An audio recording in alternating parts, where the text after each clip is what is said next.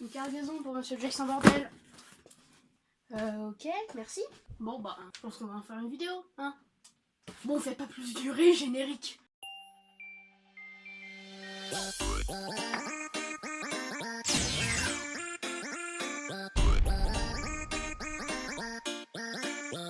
Hey, salut les bordéliques. Aujourd'hui, comme vous aurez pu le voir dans le titre et par cette magnifique intro, unboxing de 2 colis pas trop mal. Et comme vous aurez pu le voir dans le titre aussi, c'est du nouveau matos pour ma chaîne. Donc du coup, on passe pas plus de temps, on ouvre.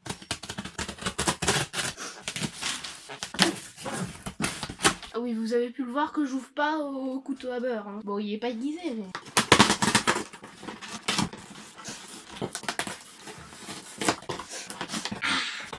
Alors, on va ouvrir ces petits colis et donc on va directement en retirer leur petit contenu. On va directement prélever leurs entrailles. Du papier. Later. Donc voilà la marque du produit. C'est quasiment leur produit très certainement le plus connu. Normalement, en voyant ça, vous pouvez déjà plus ou moins deviner. Malgré le fait qu'il soit en plus dans le titre. C'est con quand même. Carton. Parfait. Ah, hop, on rengaine ça. Donc voilà, déjà, ça prend un petit peu moins de place. Oui, vous voyez très certainement encore les cartons qui sont juste ici. Donc, comme vous avez pu voir dans le titre, il s'agit de matériel audio. Hop là, on les ventre. Voilà, parfait. On enlève tout ça, les sachets. Et je continue de parler après. Tout est là. Donc alors, je vais enfin pouvoir finir ma phrase. Donc comme vous aurez pu le voir dans le titre, il s'agit de matériel audio. Donc il s'agit du Neewer NW800, du Neewer NW100 et du Neewer NW85.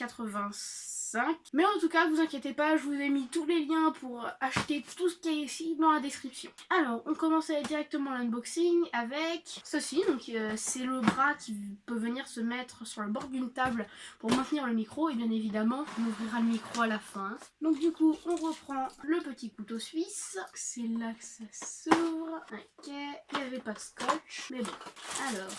Alors du coup, ça c'est la fameuse petite pince qui permettra de l'accrocher sur le bord d'une table. On a la grosse bête qui galère un peu à venir.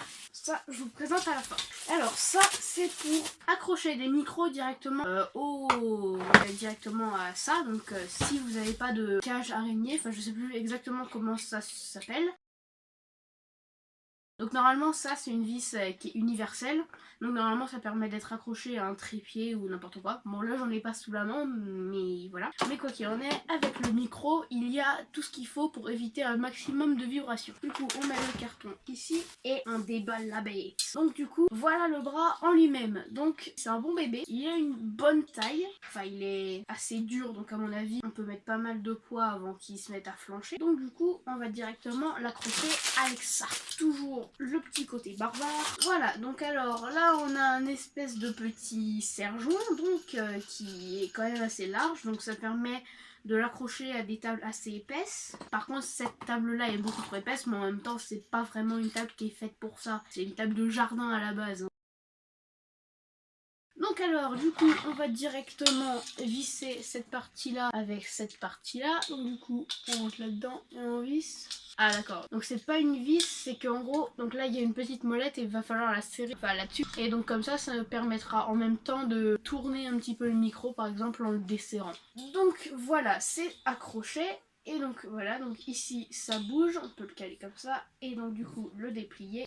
Et donc du coup bah, c'est un bras qui est quand même assez long, je l'imaginais pas aussi grand. Voilà, donc ça c'est une petite molette, enfin une petite manette pour essayer de resserrer un petit peu cette articulation là. Parce que c'est vrai que tel que c'était, c'est quand même vachement instable. Regardez, ça bouge tout seul. Et du coup, en serrant ça, ça bouge presque plus. Et alors du coup, voilà, on va resserrer un petit peu tout ça. Et donc du coup, maintenant on passe directement à l'alimentation fantôme.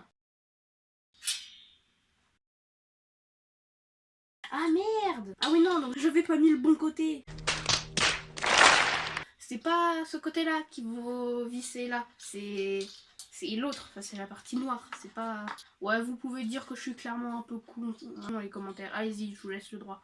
Donc du coup, comme je l'ai dit, on passe directement à l'alimentation fantôme. Donc à mon avis, l'alimentation fantôme, c'est ça. Phantom Power Supply, en effet, donc c'est bien ça. Alors on reprend le petit couteau, voilà, donc c'est l'ouverture qui est quand même assez simple. Donc bien emballé avec la petite notice qui vient directement avec. Chers clients et chères clientes, nous vous remercions de votre achat récent. Ok, donc ça c'est un petit message. Donc ça c'est la petite alimentation 48 volts qui est quand même vachement grosse et qui va permettre de donner du 48 volts à l'alimentation fantôme. Donc ça c'est la fameuse alimentation fantôme, donc qui est quand même vachement légère, j'imaginais beaucoup plus lourde. Et donc du coup derrière on a un petit bouton on-off, on a la petite diode pour dire si c'est allumé ou éteint, on a le petit branchement pour l'alimentation et on a l'entrée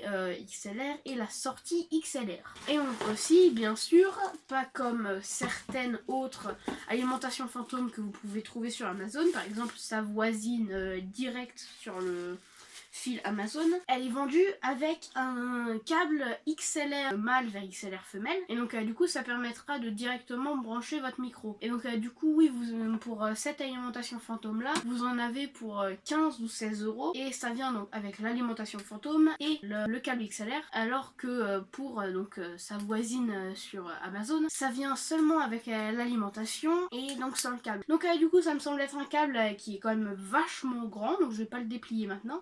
Et donc il faut le brancher là comme ça en input, bam. Et donc du coup voilà, il est bien branché. Et si vous voulez le retirer, vous appuyez sur le petit truc juste ici et vous tirez. Et voilà. Donc du coup je vous mets tout ce qu'on a déballé pour l'instant juste ici sur la table. Et donc maintenant on passe à la partie la plus intéressante, c'est-à-dire le micro. On ressort encore et toujours le fameux couteau suisse, on découpe le carton. Donc alors du coup on commence directement avec le ou la bonnette anti-vent. Donc pour l'instant elle a quand même vachement une sale tronche parce que elle était dans le carton à moitié contre la paroi, donc du coup forcément elle s'est pas mal déformée parce que à mon avis ça va faire pas mal de temps qu'elle est dans le carton. Donc du coup je vais la laisser ici le temps qu'elle reprenne un peu sa forme normale. Donc alors on a le fameux shock mount, voilà j'ai enfin retrouvé le nom, qui donc est quand même vachement souple, je m'attendais clairement pas à ça. Donc du coup c'est vachement souple et c'est cool parce que du coup on pourra, comme ça je pourrais donner des grandes tartes dans la table. Et donc du coup ça évitera n'importe quel bruit de type tapage en bruit bizarre dans le micro. Donc encore une fois on a la petite molette ici pour pouvoir serrer, desserrer et pour pouvoir le bouger. Donc moi de base je le serre au max. Donc ici on a un câble XLR femelle vers jack mâle. Et donc enfin on a le petit bébé. Enfin petit, tout est relatif. Donc du coup voilà enfin la bête hein, clairement. Donc il est pas mal grand. J'imaginais plus petit que ça. Mais vous pouvez voir que ça me fait 2 mains. Donc ouais ça fait à peu près une vingtaine de centimètres. Donc ça fait quand même pas trop mal et on n'a pas l'impression d'avoir un jouet entre les mains. Ou ça c'est pas du vrai or, hein, c'est du métal ou un espèce de plastique. Mais franchement, le fait qu'il soit complètement noir là et or ici, c'est pas trop mal. Donc du coup, c'est joli. Et à mon avis, ça peut faire pas trop mal sur un setup. Donc du coup, on le pose ici avec tout ce qu'il y a. On regarde s'il n'y a rien d'autre dans la boîte.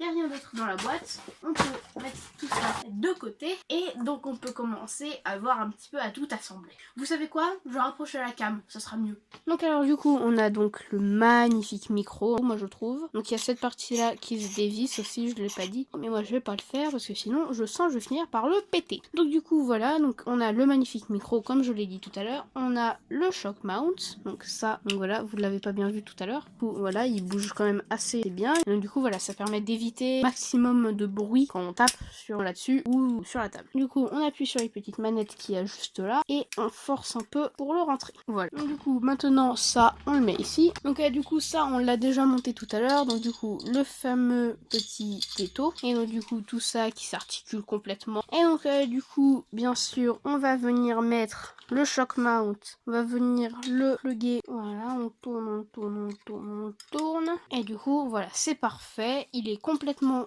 mis sur notre petit bras. Et du coup vous pouvez voir que c'est carrément une bonne taille. On paraît presque un peu couillon quand on le tient comme ça quoi. Alors du coup voilà, je le replie. Je vous le mets juste là. Donc du coup ici on a le fameux câble XLR. Donc on vient le brancher sur l'alimentation fantôme. Donc on vient sur le petit port input que vous pouvez voir juste là. Donc alors on branche ça comme ça, voilà. Donc alors ensuite, et vous venez brancher l'autre port, donc celle qui est comme ça, aux fesses du petit micro. Plug, il est mis. Donc du coup ça vient comme ça. Et le micro est donc directement alimenté. Normalement il lui faut au minimum 5 volts pour pouvoir fonctionner. Mais là du coup on est carrément large. Et donc ensuite on vient brancher ce petit câble. Donc du coup on vient le brancher comme ça. Donc voilà, du coup il y a l'entrée et la sortie qui se fait. Donc du coup ensuite on vient brancher la petite entrée jack. On peut par exemple venir la brancher normalement sur un petit bout qui est acheté à part. Donc par exemple ça permet de venir le brancher comme ça. Et donc ça permet de le brancher directement sur un téléphone ou sur un ordinateur portable qui n'a pas spécialement les deux ports requis. Ça permet de séparer la jack de votre téléphone ou de votre PC portable en micro et casque. Donc du coup si vous avez un casque ou directement juste un micro, ça permet de séparer les deux entrées. Donc voilà, c'est à peu près tout. Et bien sûr j'ai pas dit, mais ça c'est, vous pouvez le mettre dessus aussi si vous n'avez pas la shock mount. Donc du coup je vais déconnecter tout ça. Voilà, on a le petit câble qui vient juste là. Le deuxième câble, on le déconnecte aussi du micro. Voilà, donc n'hésitez pas à tirer, ça vient de manière un peu complexe. Cette petite alimentation fantôme qui est moins chère en version silver comme ça qu'en version noire. J'ai pas tout compris. La petite alimentation pour l'alimentation fantôme. Et donc le petit bras que je pense que je ne vais pas me servir. Le plan vient un petit peu tel un cheveu sur une soupe, mais la totalité de ce plan est enregistrée avec le son de ce petit micro, donc celui que je vous présente depuis le début de cette vidéo. Donc vous pouvez voir qu'il y a un léger bruit de fond qui est plus ou moins présent, mais c'est plus ou moins levable grâce à certaines fonctionnalités présentes sur Audacity. Pour 20 €, c'est un micro qui reste quand même extrêmement potable parce que ça reste un son qui reste dans le semi-pro et bah ça suffit largement si vous n'êtes qu'un petit youtubeur comme moi. Ou trop, ou pas assez, parce que c'est drôle. Donc voilà, c'est déjà la fin de cette vidéo. Vous aurez pu voir sur le test que la qualité est quand même pas trop mal. C'est cool parce que c'est vraiment un micro qui est pas cher. Encore une fois, je vous le répète, mais il y a tous les liens dans la description si vous voulez vous lancer un petit peu sur YouTube comme moi, mais que vous n'avez pas forcément de budget ou des parents qui sont quand même pas mal réticents à vous acheter des choses très chères, par exemple un Blue Yeti. Et donc du coup ça vous permet d'avoir un kit complet pour 40 € en comptant le petit bitonio là pour pouvoir le brancher à un téléphone. Donc du coup ça vous fait un kit complet de micros d'une très bonne qualité pour vraiment pas cher. Donc voilà, c'est déjà la fin de cette vidéo. Vous pouvez la liker, la partager et vous abonner. Et moi je vous dis ciao.